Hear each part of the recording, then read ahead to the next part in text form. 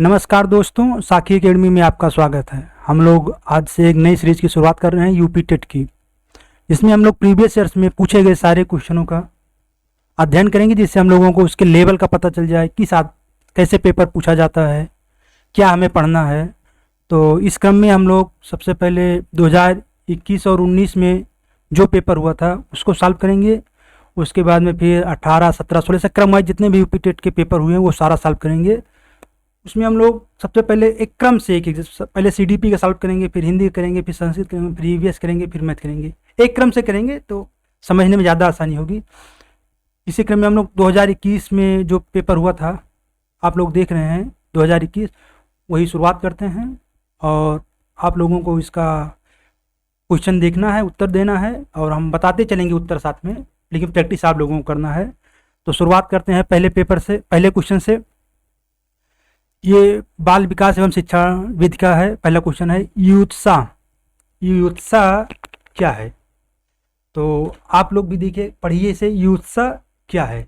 तो इसमें ऑप्शन जो दिया है, 4 ऑप्शन दिया है। पहला है कल्पना है युत्साह, दूसरा है संवेग है, तीसरा है मूल प्रवृत्ति है, और चौथा है चिंतन है। तो ये पूछ रहा है युत्साह क्या है। तो युत्साह एक मूल प्रवृत्ति है। इसका जो सही उत्तर होगा, युत्साह एक मूल प्रवृत्ति है। क्वेश्चन नंबर 2 है बालकों के सामाजिक विकास को प्रभावित करने वाले तत्व। बालकों के सामाजिक विकास को प्रभावित करने वाले तत्व। तो इसमें भी 4 ऑप्शन दिया है। शारीरिक तत्व, सामाजिक परिवेश जन्य तत्व, आर्थिक तत्व और वंशानुगत तत्व। इसमें आप लोगों को उत्तर देना है इसमें कौन सा सही है। तो चलिए हम बता देते हैं। दूसरे में है क्या? सामाजिक परिवेश जन्य तत्व। जो बालकों के विकास को, सामाजिक विकास को प्रभावित करते वो सामाजिक परिवेश जन्य तत्व होते हैं। क्वेश्चन नंबर 3 है शारीरिक विकास का एक प्रमुख नियम निम्न में से कौन सा है। शारीरिक विकास का एक प्रमुख नियम निम्न में से कौन सा है। इसमें 4 ऑप्शन है। पहला है द्रुतगामी विकास का नियम, अनियमित विकास का नियम, मानसिक विकास से भिन्नता का नियम, कल्पना और संवेगात्मक विकास से संबंध का नियम। इन चारों में आपको उत्तर देना है। तो क्वेश्चन नंबर 3 का जो सही आंसर है वो है द्रुतगामी विकास का नियम। द्रुतगामी विकास का नियम शारीरिक विकास के प्रमुख नियम निम्न में से कौन सा है। तो उत्तर होगा इसका द्रुतगामी विकास का नियम। क्वेश्चन नंबर 4 है निम्नलिखित में से कौन सा विकास का सिद्धांत नहीं है। निम्नलिखित में से कौन सा विकास का सिद्धांत नहीं है। पहला ऑप्शन है परस्पर संबंध का सिद्धांत, निरंतर विकास का सिद्धांत, अनुकूलित प्रत्यावर्तन का सिद्धांत, समान प्रतिमान का सिद्धांत। तो आप लोग उत्तर जरूर दीजिए। इसमें जो उत्तर होगा हम आपको बता देते हैं। प्रश्न नंबर 4 में जो उत्तर होगा वो उत्तर नंबर 3 होगा, अनुकूलित प्रत्यावर्तन का सिद्धांत। क्वेश्चन नंबर 5 है विकास के परिणाम स्वरूप नवीन विशेषताएं और नवीन योग्यताएं प्रकट होती है, यह कथन ने दिया है। मतलब कि ये जो कथन है, विकास के परिणाम स्वरूप नवीन विशेषताएं और नवीन योग्यताएं प्रकट होती है, यह कथन किसका है। इस क्वेश्चन में जो पूछ रहा है कि यह कथन किसका है।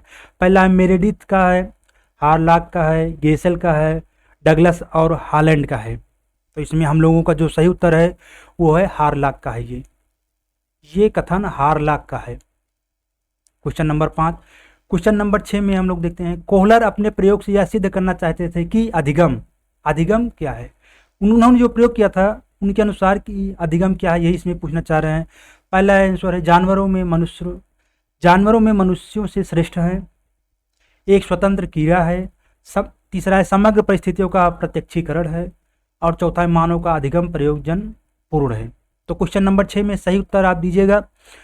तो इसका जो सही होगा वो है समग्र परिस्थिति का प्रत्यक्षीकरण, क्वेश्चन नंबर 3। इसका जो सही उत्तर होगा वो होगा क्वेश्चन नंबर 3, समग्र परिस्थिति का प्रत्यक्षीकरण। क्वेश्चन नंबर 7 है किसने पाठ्य योजना की पंचपद प्रणाली प्रतिपादित किया है। ये पाठ्य योजना में पंचपद प्रणाली आता है, तो इसमें पूछना है कि किसने इसको प्रतिपादित किया है। पहला ऑप्शन है किलपैट्रिक, दूसरा है हार्बर्ट, तीसरा है जॉन डीबी और चौथा है ब्लूम। आपको इसमें बताना है कि इन चारों में कौन सा सही है, किसने पंच प्रणाली के जो प्रतिपादित किया है, पाठ्य योजना है जो, ये किसने किया है। तो क्वेश्चन नंबर 7 में जो सही आंसर होगा वो होगा हार्वर्ड का। इन्होंने ही पंच प्रणाली का जो योजना है, पाठ्य योजना में जो पंच पद प्रणाली है, इसको इन्होंने ही प्रतिपादित किया है। क्वेश्चन नंबर 8 है, निम्नलिखित में ग्रंथियों के आधार व्यक्तित्व के विभिन्न प्रकारों की चर्चा किसने की है। क्वेश्चन नंबर 8 है, निम्नलिखित में से ग्रंथियों के आधार व्यक्तित्व के विभिन्न प्रकारों की चर्चा किसने की है।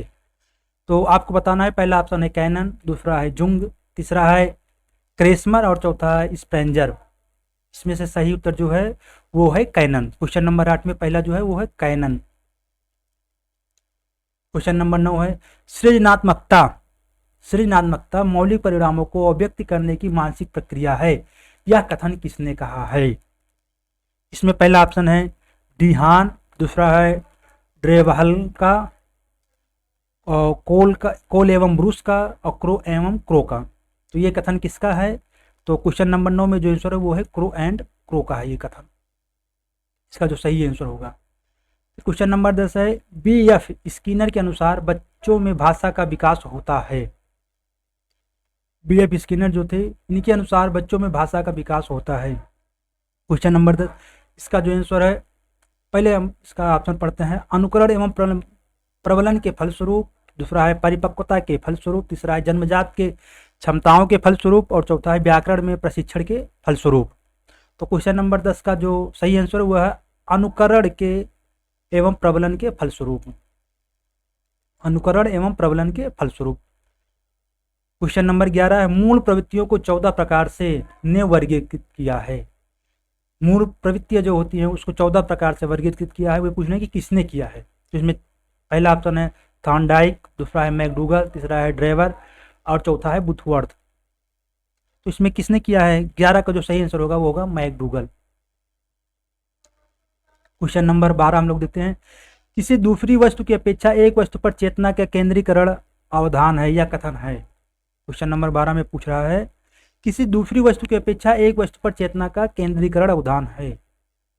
ऑप्शन नंबर 1 है मन का, दूसरा है राउस का, तीसरा है डम्बिल का, और चौथा है मैकडूगल का। यह किसका कथन है। तो 12 का जो आंसर होगा वो होगा क्वेश्चन नंबर 3, ये होगा डम्बिल का। क्वेश्चन नंबर 13 है, निम्नलिखित में किसका नाम सुजनन शास्त्र के पिता से जुड़ा हुआ है। सुजनन शास्त्र के जो पिता हैं किसे कहा गया है, या किसका नाम इससे जुड़ा हुआ है। तो ऑप्शन है पहला रॉस, दूसरा है गाल्टन, तीसरा है क्रो एवं क्रो, और चौथा है बुथवर्थ। इसमें आपको सही उत्तर देना है। इसमें जो सही उत्तर है वो है गाल्टन का। क्वेश्चन नंबर 13 का जो है option number 2 Galton. Question number 14 है, 12 वर्ष से 16 वर्ष के बालकों हेतु हिंदी में डा एस जलोटा ने कौन सा परीक्षण प्रतिपादित किया। डा एस जलोटा ने कौन सा परीक्षण प्रतिपादित किया। तो 4 ऑप्शन है, पहला है आर्मी अल्फा टेस्ट, दूसरा है साधारण मानसिक योग्यता परीक्षण, तीसरा है अशाब्दिक बुद्धि परीक्षण, और चौथा है चित्रांकन परीक्षण। तो 14 का जो सही आंसर होगा साधारण मानसिक योग्यता परीक्षण। साधारण मानसिक योग्यता परीक्षण। प्रश्न नंबर है 15, बुद्धि के द्विकारात्मक सिद्धांत का प्रतिपादन किसने किया है। बुद्धि के द्विकारक सिद्धांत का प्रतिपादन किसने किया है। पहला ऑप्शन है वर्नर, दूसरा है स्पीयरमैन, तीसरा है थॉर्नडाइक, और चौथा है स्टर्न। तो 15 का जो सही आंसर होगा वो होगा दूसरा स्पीयरमैन। किसने किया है, स्पीयरमैन ने। क्वेश्चन नंबर 16 है कि पूर्व अनुभव के आधार पर संवेदना को अर्थ प्रदान करना कहलाता है। पूर्व अनुभव के आधार पर संवेदना को अर्थ प्रदान करना कहलाता है। पहला ऑप्शन है स्मृति, दूसरा प्रत्यक्षीकरण, तीसरा है कल्पना, और चौथा है चिंतन। तो इसका जो सही आंसर है वो है प्रत्यक्षीकरण। क्या होगा, प्रत्यक्षीकरण। क्वेश्चन नंबर 17 है, सीखने में प्रयास व भूल के सिद्धांत का प्रतिपादन किसने किया है। सीखने में प्रयास व भूल के सिद्धांत का प्रतिपादन किसने किया है। तो इसका जो सही 4 ऑप्शन है थॉर्नडाइक, पावलोव, कोहलर, और गेस्टाल्ट। तो इसका जो सही आंसर होगा थॉर्नडाइक। सीखने में प्रयास व भूल के सिद्धांत का प्रतिपादन थॉर्नडाइक ने किया है। क्वेश्चन नंबर 18 है, औसत बुद्धि वाले बालकों की बुद्धिलब्ध स्तर होगा। इसमें 4 प्रकार के बुद्धिलब्ध स्तर दिए हैं। उनमें पूछना जो औसत बुद्धि वाले बालक का बुद्धि स्तर होता है वो क्या होता है? पहला ऑप्शन है 90 से 109, दूसरा है 80 से 89, तीसरा है 70 से 89 और चौथा है 110 से 114। तो क्वेश्चन नंबर 18 में जो सही आंसर है वो है पहला 90 से 109। ये औसत बुद्धि वाले बालकों का जो बुद्धि स्तर होता है वो है। क्वेश्चन नंबर 19, निम्न में से कौन तरल क्रिस्टलीय बुद्धि के प्रतिमान के प्रतिपादक थे? ऑप्शन है वर्नर, दूसरा है थॉर्नडाइक, तीसरा है कैटल और चौथा है स्किनर। तो 19 में जो सही आंसर वो है कैटल। क्वेश्चन नंबर 20 है क्रिया प्रसूत अधिगम सिद्धांत का प्रतिपादन किया है। क्रिया प्रसूत अधिगम सिद्धांत का प्रतिपादन किया है, किसने किया है? पहला ऑप्शन है हेगार्टी, दूसरा है थॉर्नडाइक, तीसरा है हल और चौथा है स्किनर। तो इसका जो सही आंसर होगा वो होगा B.F. स्किनर। इनका पूरा नाम है B.F. स्किनर।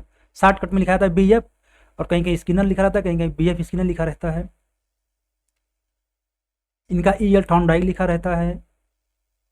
ब्लूप्रिंट निम्न में से किसका महत्वपूर्ण घटक है? ब्लूप्रिंट निम्न में से किसका महत्वपूर्ण घटक है? पहला परीक्षण प्रशासन का, दूसरा है परीक्षण व्यवस्था का, तीसरा है परीक्षण निर्माण का और चौथा है परीक्षण अंकन का।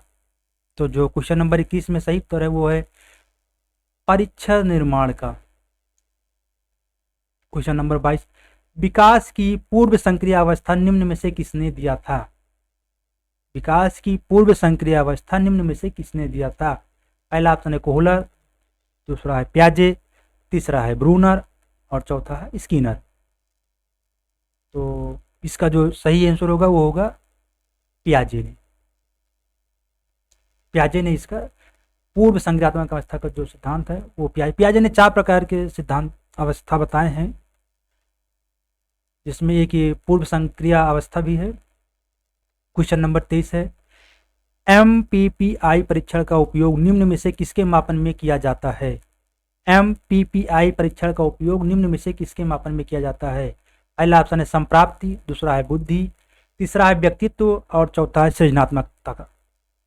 तो इसका जो सही आंसर होगा वो होगा व्यक्तित्व का। क्वेश्चन नंबर 24 है अधिगम हेतु निम्न में क्या सर्वाधिक आवश्यक है? पहला ऑप्शन परिपक्वता, दूसरा है रुचि, तीसरा है अभिप्रेरणा और चौथा है निर्देशन। तो 24 का जो सही आंसर होगा वो होगा परिपक्वता। क्वेश्चन नंबर 25 है शैशव काल का समय क्या है? शैशव काल का समय क्या है? पहला जन्म से 6 वर्ष तक, जन्म से 2 वर्ष तक, 12 वर्ष से 18 वर्ष तक और 15 वर्ष तक, चौथा ऑप्शन जो है। तो इसका जो सही आंसर होगा वो होगा जन्म से 6 वर्ष तक। कहीं कहीं इसका जन्म से 2 वर्ष तक भी लिखा रहता है, लेकिन जो पेपर में माना गया वो जन्म से 6 वर्ष तक माना गया है। इसलिए हम आपको जो ऑफिशियल आंसर की आई उस आधार पर बता रहे हैं जन्म से 6 वर्ष तक। क्वेश्चन नंबर 26 है कोहलर निम्न में से किससे संबंधित हैं? पहला ऑप्शन है व्यक्तित्व के सिद्धांत, दूसरा है विकास के सिद्धांत, तीसरा है प्रेरणा के सिद्धांत और चौथा है अधिगम के सिद्धांत। तो इसका जो सही आंसर होगा 26 में वो है चौथा अधिगम के सिद्धांत। किससे संबंधित है? अधिगम के सिद्धांत से। क्वेश्चन नंबर 27 है मैकडूगल के अनुसार मूल प्रवृत्तियों की संख्या होती है। मैकडूगल ने मूल प्रवृत्ति की कितनी संख्या दी है, ऐसे भी पूछ सकते हैं। तो क्वेश्चन नंबर 27 का जो सही आंसर है वो है 14। मैकडूगल के अनुसार मूल प्रवृत्तियों की संख्या होती है कितना? 14। मानसिक उद्दोलन प्रतिमान का प्रयोग निम्न में से किसके शिक्षण हेतु किया जाता है? मानसिक उद्दोलन प्रतिमान का प्रयोग निम्न में से किसके शिक्षण हेतु किया जाता है? तो पहला ऑप्शन है सृजनात्मकता, दूसरा है अनुप्रयोग, तीसरा है समझ और चौथा है समस्या समाधान। तो जो पहले इसका आंसर 28 का जो आंसर होगा वो होगा पहला ऑप्शन सृजनात्मकता, यही इसका सही ऑप्शन है। क्वेश्चन नंबर 29 है निम्न में से किसके प्रयोग में कुत्ता एक विषय था? कुत्ते पे एक प्रयोग किया था इनमें से किसी एक ने, जो कि पहला थॉर्नडाइक, पावलोव, स्किनर और कोहलर।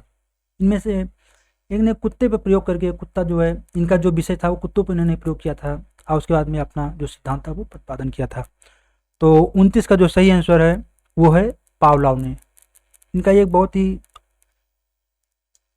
शास्त्रीय संगीत का अनुबंध जो इनका सिद्धांत है वो बहुत ही काफ़ी फेमस सिद्धांत है, चर्चित है और उन्होंने इसका प्रयोग कुत्तों पे ही किया था।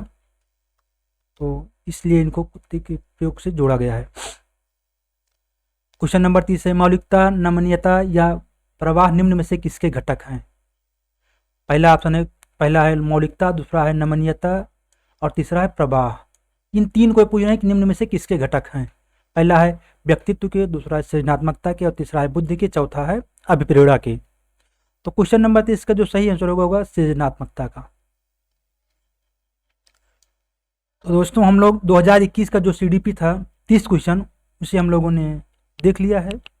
अब इस क्रम में हम लोग आगे बढ़ते हैं। पहले हम लोग क्रम वाइज से पूरा CDP का ही देखेंगे, उसके बाद में फिर ऐसे एक एक सब्जेक्ट का क्रम वाइज से करेंगे, पिछले 2013 2011 तक के जितने पेपर हुए हैं उनका। अब इस क्रम में हम लोग 2019 का देख रहे हैं CDP 2019, जो बुकलेट सीरीज है वो भी है। इसमें हम लोग शुरू करते हैं क्वेश्चन नंबर 1 से। बाल विकास एवं शिक्षण विधि में पहला क्वेश्चन है, यदि शिक्षक कक्षा में एक छात्र को समस्यात्मक बालक के रूप में पाता है तो उसे क्या करना चाहिए? पहला ऑप्शन है तत्काल घर वापस भेज देना चाहिए, बच्चे को नज़रअंदाज कर देना चाहिए, बच्चे को दंड देना चाहिए, बच्चे को परामर्श देना चाहिए। तो इसका जो सही आंसर होगा, आप लोग पहले एक बार इसे पढ़िए फिर आंसर दीजिए, हम तो फिर बताएंगे अगर आपको समझ में नहीं आएगा। तो क्वेश्चन नंबर 1 का जो सही आंसर है वो है बच्चे को परामर्श देना चाहिए। देखिए CDP में सबसे पहले तो क्या है कि जो बाल विकास से संबंधित या शिक्षण विषय संबंधित है उसमें हम बालक को निगेटिव नहीं कर सकते हैं, नकारात्मकता की सोच उसके अंदर नहीं ला सकते हैं, दंडात्मकता की कोई कार्रवाई नहीं कर सकते हैं। एक प्रकार से अगर आप एक शिक्षक हैं या तो आप बालक को भगवान ही मानिए और उसी आधार पर अगर आप आंसर देंगे तो आंसर सही होगा। तत्काल घर वापस भेज देना चाहिए ये कहीं भी सही नहीं होगा, क्योंकि वो पढ़ने के लिए आया है तो उसे आप घर वापस भेज देंगे तो उसका कोई मतलब नहीं हुआ। फिर दूसरा है बच्चे को नज़रअंदाज कर देना चाहिए। अगर आप बच्चे को नज़रअंदाज कर देते हैं तो उसकी जो उड़नता है वो बढ़ती जाएगी। फिर तीसरा है बच्चे को दंड देना चाहिए। दंड देना किसी भी NCF 2005 किसी भी प्रकार से बच्चे को दंड देना निषेध करता है, बच्चे को अपमानित करना निषेध करता है। तो इसका जो सही आंसर होगा वो यही होगा कि बच्चे को परामर्श देना चाहिए, उसकी समस्याओं को जाने, उसे क्या दिक्कत है उस आधार पर हम लोग उसको परामर्श दें, तो यही उसका सही आंसर होगा। फिर क्वेश्चन नंबर 2 है, पाठ्य सहगामी क्रियाएं मुख्यतः संबंधित है, किससे संबंधित है? पहला अपने छात्रों के मानसिक विकास से, दूसरा है छात्रों के सर्वांगीण विकास से, तीसरा है शैक्षिक संस्थानों के विकास से और चौथा छात्रों के प्रवृत्तिक विकास से। जो दूसरा का सही आंसर होगा छात्रों के सर्वांगीण विकास से। पाठ्य सहगामी क्रिया जो है मुख्यतः जब जो पाठ्य का निर्माण किया जाता है कि इससे, तो वो उसको बालक को केंद्र में रख के पाठ्य का निर्माण किया जाता है कि इससे बालक के सर्वांगीण विकास हो, किसी एक पक्ष का ना हो कि बालक के संपूर्ण पक्ष का विकास हो। इसलिए इसका जो सही आंसर है वो है क्वेश्चन नंबर 2 का आंसर नंबर 2। फिर क्वेश्चन नंबर 3 है, निम्न में से किसने अधिगम सिद्धांत का प्रतिपादन नहीं किया है? इसमें 4 दिए, इसमें से किसी एक ने अधिगम सिद्धांत का प्रतिपादन नहीं किया है। पहला है थॉर्नडाइक, दूसरा है स्किनर, तीसरा है कोहलर, तीसरा है चौथा है BS ब्लूम। तो इन तीनों में जो इन्होंने भी दिया है, थॉर्नडाइक ने भी, स्किनर ने भी दिया है और कोहलर ने भी दिया है, BS ब्लूम ने नहीं दिया है। अधिगम सिद्धांत का प्रतिपादन BS ब्लूम ने नहीं किया है। क्वेश्चन नंबर 4 है, शिक्षा में अवरोधन का तात्पर्य है। ऑप्शन नंबर 1, किसी बालक का 1 वर्ष से अधिक समय तक एक ही कक्षा में रहना, बालक का विद्यालय न जाना, तीसरा है बालक का विद्यालय में प्रवेश न लेना और चौथा है बालक द्वारा विद्यालय छोड़ देना। शिक्षा में अवरोधन का तात्पर्य पूछ रहे हैं, तो इसका जो सही आंसर होगा वो है किसी बालक का 1 वर्ष से अधिक समय तक एक ही कक्षा में रहना, ये उसके अवधान है। मतलब इसका जो सही आंसर होगा वो क्वेश्चन नंबर 4 का आंसर नंबर 1 होगा, ऑप्शन नंबर। फिर क्वेश्चन 5 है, निम्न में से किस कौशल में पूर्व ज्ञान का परीक्षण आता है? ऑप्शन नंबर 1 है प्रदर्शन कौशल, दूसरा है प्रस्तावना कौशल, तीसरा है उद्दीपन परिवर्तन कौशल और चौथा है समापन कौशल। तो इसमें जो सही आंसर है क्वेश्चन नंबर 5 में वो है प्रस्तावना कौशल। क्वेश्चन नंबर 6 है, निम्न में से किस सिद्धांत को पुनर्बनन का सिद्धांत भी कहते हैं? पहला है क्रिया प्रसूत अनुबंध सिद्धांत, दूसरा है उद्दीपक अनुक्रिया सिद्धांत, तीसरा शास्त्रीय अनुबंध सिद्धांत और चौथा है सूझ का सिद्धांत है। तो इसमें पूछना है कि निम्न में से किस सिद्धांत को पुनर्बनन का सिद्धांत भी कहते हैं। तो 6 का जो आंसर है वो है पहला क्रिया प्रसूत अनुबंध का सिद्धांत। ऑप्शन जो सही होगा वो पहला ऑप्शन सही होगा, क्रिया प्रसूत अनुबंध का सिद्धांत। क्वेश्चन नंबर 7 है, निम्न में से कौन सी अवस्था ब्रूनर के संज्ञानात्मक विकास सिद्धांत का अंग नहीं है। निम्न में से कौन सी अवस्था ब्रूनर के संज्ञानात्मक विकास सिद्धांत का अंग नहीं है। इसमें 4 ऑप्शन है, पहला क्रियात्मक अवस्था, दूसरा है प्रतिबिंबात्मक अवस्था, तीसरा है अंतः प्रज्ञा अवस्था और चौथा है संकेतात्मक अवस्था। तो 7 का जो सही आंसर है वो है अंतः प्रज्ञा अवस्था। क्वेश्चन नंबर 8 में, मॉरिसन ने बौद्ध स्तर के शिक्षण प्रतिमान में 5 पदों का वर्णन किया है, वे हैं। मॉरिसन ने बौद्ध स्तर के शिक्षण प्रतिमान में 5 पदों का वर्णन किया है, वो हैं। तो इसमें इनका सही क्रम जो है, ये 5 दिया है, इनमें इनका सही क्रम व्यवस्थित करना है आपको। प्रस्तुतिकरण है, खोज है, संगठन या व्यवस्था है, आत्मीकरण है, वाचन और अभिव्यक्तिकरण है। तो इसमें 4 ऑप्शन भी दिए हैं, अब आप लोगों को इसका सही क्रम से वर्णन करना है। तो इसका जो सही आंसर होगा क्वेश्चन नंबर 8 का वो है दूसरा। सबसे पहले जो आएगा वो खोज आएगा, उसके बाद में फिर प्रस्तुतिकरण आएगा, उसके बाद में फिर आत्मीयता आएगा और फिर संगठन आएगा और उसके बाद में वाचन अभिव्यक्तिकरण आ जाएगा। तो इस प्रकार क्वेश्चन नंबर 8 का जो ऑप्शन नंबर 2 है ये सही है। क्वेश्चन नंबर 9, निम्न में से कौन सा संज्ञानात्मक क्षेत्र से संबंधित नहीं है। निम्न में से कौन सा संज्ञानात्मक क्षेत्र से संबंधित नहीं है। पहला है ज्ञान, दूसरा है अनुप्रयोग, तीसरा है अनुमूल्यन और चौथा है बोध। तो जो क्वेश्चन नंबर 9 का सही आंसर है वो है ऑप्शन नंबर 3, अनुमूल्यन। क्वेश्चन नंबर 10, निम्न में से कौन सा अधिगम का वक्र नहीं है। इसमें अधिगम का वक्र पूछा गया है कि कौन सा नहीं है। पहला है उन्नतोदर या उत्तल, दूसरा है मिश्रित, तीसरा है नतोदर और चौथा है लंबवत। तो क्वेश्चन नंबर 10 का जो सही आंसर है वो है लंबवत, ये अधिगम का वक्र नहीं है।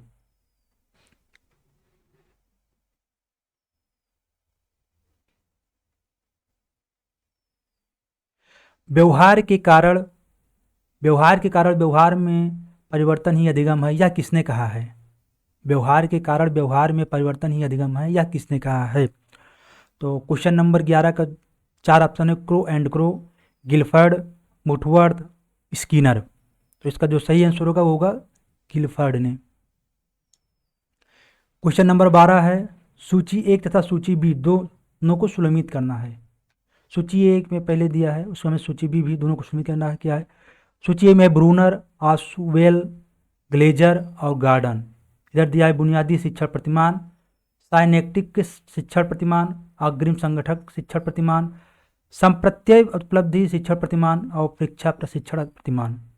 तो 12 का जो सही आंसर है वो है ऑप्शन नंबर 3।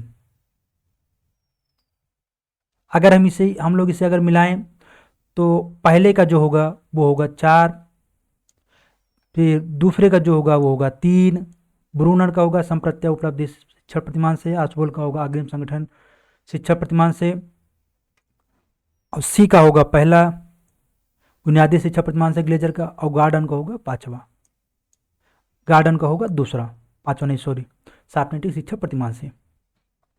तो उसका जो सही आंसर है ऑप्शन है वो है ऑप्शन नंबर 3। समस्या समाधान का प्रथम चरण है। समस्या समाधान का जो प्रथम चरण होता है वो क्या है? ऑप्शन 4 दिया है, परिकल्पना का निर्माण, समस्या की पहचान, आंकड़ा संग्रहण और परिकल्पना का परीक्षण। तो इसका जो सही ऑप्शन होगा वो सबसे पहले क्या? समस्या की पहचान करना। किसी भी समस्या का समाधान करने का सबसे पहला जो होता है वो समस्या की पहचान करना होता है। तो इसका जो सही आंसर है ऑप्शन नंबर 2 सही है। क्वेश्चन नंबर 14 है, बालकों का अधिगम सर्वाधिक प्रभावशाली होगा जब। बालकों का अधिगम सर्वाधिक प्रभावशाली होगा जब। कब होगा? 4 ऑप्शन दिया है। शिक्षण अधिगम प्रक्रिया के आगे होकर बालकों को निष्क्रिय रखेगा, शिक्षक अधिगम प्रक्रिया में आगे होकर बालकों को निष्क्रिय रखेगा, ये आपका निगेटिव हो जाता है। कभी भी बालक को निष्क्रिय नहीं रखना है, बालक को हमेशा सक्रिय रखना है। दूसरा है, बालकों का संज्ञानात्मक, भावात्मक तथा मनोचालक पक्षों का विकास होगा, ये कुछ हद तक सही है। पढ़ने लिखने एवं गणितीय कुशलताओं पर ही बल होगा, ही लग जाएगा तो ये भी आपका निगेटिव होगा, क्योंकि ही मतलब किसी एक ही एस्पेक्ट पे बात कर रहा है। शिक्षा व्यवस्था एकाधिकारवादी होगा, ये भी गलत है आपका। एकाधिकारवादी कभी नहीं होता है। इसमें जो सही ऑप्शन है वो ऑप्शन नंबर 2 सही है। बालकों का संज्ञानात्मक भावात्मक तथा मनोचालक पक्षों का विकास होगा। क्वेश्चन नंबर 14 में ऑप्शन नंबर 2 सही है। क्वेश्चन नंबर 15 क्या कहता है कि स्मृत स्तर एवं बोध स्तर के शिक्षण प्रतिमान की संरचना में कौन सा सोपान उभयनिष्ठ है? पहला है तैयारी, दूसरा है अन्वेषण, तीसरा है सामान्यीकरण और चौथा है प्रस्तुतिकरण। तो क्वेश्चन नंबर 15 का जो सही आंसर है वो है प्रस्तुतिकरण। क्वेश्चन नंबर 16 है मानव विकास का प्रारंभ होता है शैशव अवस्था से, ऑप्शन नंबर 1। दूसरा है पूर्व बाल्यावस्था से, तीसरा है गर्भावस्था से और चौथा है उत्तर बाल्यावस्था से। मानव विकास का प्रारंभ कब से होता है? तो मानव विकास का जो प्रारंभ होता है वो गर्भावस्था से ही प्रारंभ हो जाता है। कुछ ऑप्शन नंबर 3 सही है, क्योंकि बालक जब गर्भ में आता है तभी से उसका विकास प्रारंभ हो जाता है। क्वेश्चन नंबर 17 है द कंडीशंस ऑफ लर्निंग पुस्तक के लेखक कौन है? द कंडीशंस ऑफ लर्निंग, ये जो पुस्तक है इसकी लेखन किसने किया है? पहला है I.B. पावलोव, दूसरा है B.F. स्किनर, तीसरा है E.L. थॉर्नडाइक और चौथा है R.M. गेने। तो 17 का जो सही आंसर है वो है R.M. गेने ने इस पुस्तक की रचना की है। फिर 18 क्वेश्चन नंबर 18 क्या है? किशोरावस्था बड़े संघर्ष, तनाव, हमला व विरोध की अवस्था है, यह कथन किसका है? ये कथन है किशोरावस्था बड़े संघर्ष, तनाव, हमला व विरोध की अवस्था है, यह किसने कहा है? तो क्वेश्चन नंबर 18 का जो सही है 4 ऑप्शन है Crow and Crow, Stanley Hall, Jersild और सिम्पसन। इसका जो सही आंसर है वो है स्टेनले हॉल ने। क्वेश्चन नंबर 19 सूक्ष्म शिक्षण के भारतीय प्रतिमान में कुल कितना समय लगता है? सूक्ष्म शिक्षण जो होता है उसमें अगर भारतीय प्रतिमान में देखा जाए तो कुल कितना समय लगता है? तो इसमें पहला ऑप्शन है 30 मिनट, दूसरा है 40 मिनट, तीसरा है 36 मिनट और चौथा है 45 मिनट। तो 19 का जो सही आंसर होगा वो है 36 मिनट। 6-6 मिनट के ऑप्शन बांट जाते हैं और 6 जब बांटा जाता है तो 6 गुणे 6 कर किया जाता है, 6-6 मिनट का ऑप्शन दिया जाता है, तो इस प्रकार से 36 पूरा सिद्ध होता है। सीखने का पठार सीखने की प्रक्रिया के मुख्य अभिलक्षण हैं। क्वेश्चन नंबर 20 है सीखने का पठार सीखने की प्रक्रिया के मुख्य अभिलक्षण हैं जो उस स्थिति को प्रकट करते हैं जिसमें सीखने की प्रक्रिया में कोई उन्नत नहीं होती, यह कथन किसका है? ये जो कथन है सीखने का पठार सीखने की प्रक्रिया के मुख्य अभिलक्षण हैं जो उस स्थिति को प्रकट करते हैं जिसमें सीखने की प्रक्रिया में कोई उन्नत नहीं होती, ये कथन है। ये कथन किसने दिया है? 4 ऑप्शन है स्किनर ने, दूसरा हालिंगवर्ड ने, तीसरा गेट्स व अन्य ने और चौथा है रास ने। तो 20 का जो सही आंसर है वो है रास ने, ये कथन रास का है। क्वेश्चन नंबर 21 है स्तंभ ए तथा स्तंभ बी को सुलमित करना है। तो इसका जो से एनिमल स्टैंडिंग जेंस, स्तंभ में जो है पहला है एनिमल स्टैंडिंग जेंस, दूसरा पुनर्बलन की सूची, तीसरा सारगर्भिता का नियम, चौथा अनुकूलन। और स्तंभ में है गेस्टाल्ट, पियाजे, थॉर्नडाइक और स्किनर। इसको मिलान सही करना है तो इसका जो सही आंसर होगा वो हम आप लोगों को बता दे रहे हैं। क्वेश्चन नंबर 21 का वो है पहला, इसका जो सही आंसर है वो ऑप्शन नंबर 1 है। क्वेश्चन नंबर 22 है विकास कभी न समाप्त होने वाली प्रक्रिया है, यह कथन किसके सिद्धांत से संबंधित है? विकास कभी न समाप्त होने वाली प्रक्रिया है, यह एक कथन है और यह कथन किसने दिया है? ऑप्शन मतलब किसने दिया नहीं, किस सिद्धांत से संबंधित है, इसमें जो पूछ रहा है किस सिद्धांत से संबंधित है। पहला है निरंतरता का सिद्धांत, दूसरा है एकीकरण का सिद्धांत, तीसरा है अंतःक्रिया का सिद्धांत, चौथा अंतः संबंध का सिद्धांत। तो क्वेश्चन नंबर 22 में जो आंसर सही है वो है पहला ऑप्शन निरंतरता का सिद्धांत, यही हमारा सही आंसर है। क्वेश्चन नंबर 23 है संविधान के किस संशोधन से शिक्षा एक मौलिक अधिकार बन गई? संविधान के किस संशोधन से शिक्षा एक मौलिक अधिकार बन गया है? ऑप्शन 1 है 22वें संविधान संशोधन, 22वें संशोधन, 25वें संशोधन, 66वें संशोधन और 52वें संशोधन में। तो 23 का जो सही आंसर है वो है तीसरा, 66वें संविधान संशोधन से। 24 है, अप्रेरणा के मूल प्रवृत्ति सिद्धांत के प्रतिपादक थे। अप्रेरणा के मूल प्रवृत्ति सिद्धांत के प्रतिपादक कौन थे? तो 24 का जो 4 ऑप्शन है इसमें William James, Abraham Maslow, McDougall, Simpson. तो 24 का जो सही आंसर है वो है तीसरा, मैकडूगल ने। प्रतिपादक कौन है? मैकडूगल है। क्वेश्चन नंबर 25 है, विकास की किस अवस्था को कोल तथा ब्रूस ने संवेगात्मक विकास का अनोखा काल कहा है? पहला है किशोरावस्था, दूसरा है बाल्यावस्था, तीसरा शैशवावस्था और चौथा है प्रौढ़ावस्था। 25 का जो सही आंसर होगा वो होगा बाल्यावस्था। क्वेश्चन नंबर 26 है, किसने बहुविमात्मक प्रज्ञा का प्रत्यय दिया है? इसका जो पहला ऑप्शन होगा वो होगा गार्डनर, दूसरा होगा स्पीयरमैन, तीसरा होगा गोल्डमैन और चौथा होगा जॉन मेयर। तो 26 का जो सही आंसर है वो है गार्डनर।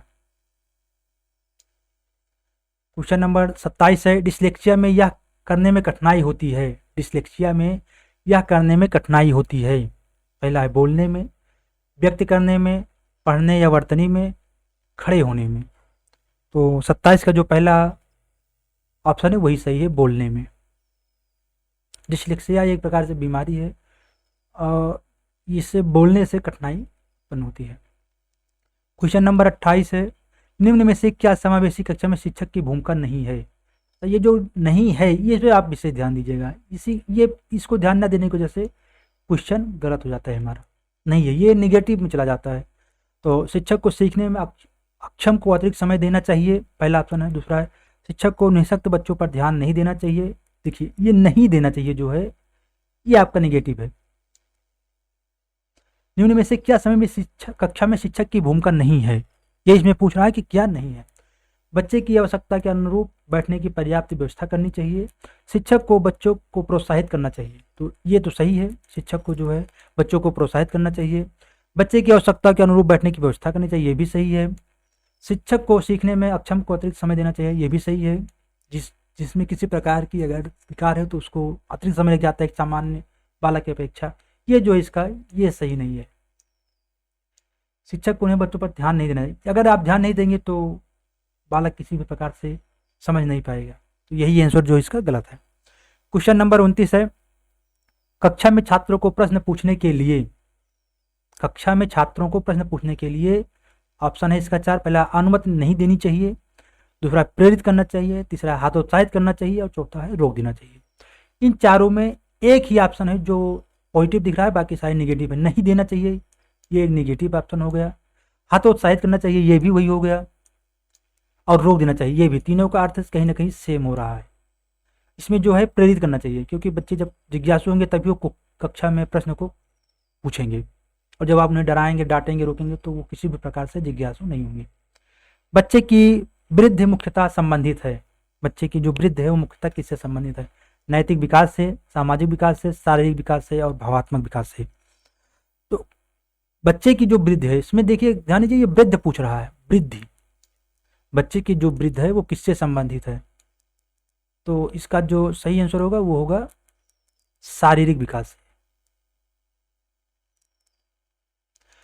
तो दोस्तों हम लोगों ने सीडीपी का 2021 और 2019 का जो क्वेश्चन पेपर था वो सॉल्व किया है।